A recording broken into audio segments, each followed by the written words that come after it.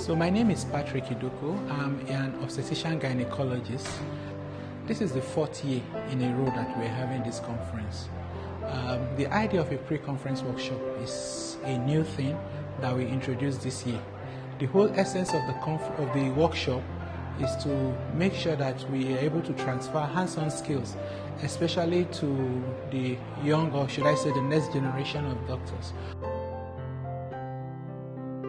This is very important because it's very good that all doctors are trained in this, and if you are trained to have refresher and update, so we should all be very updated and current regarding how to, quickly save life and advanced life support.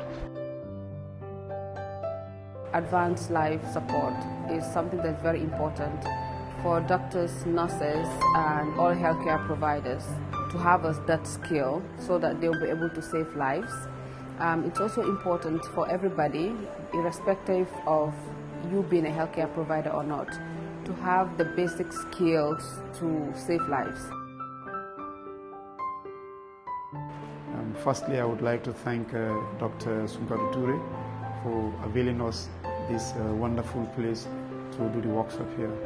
And secondly, I would like to thank all the participants who have come to attend this workshop, and the LOC for entrusting us with this workshop.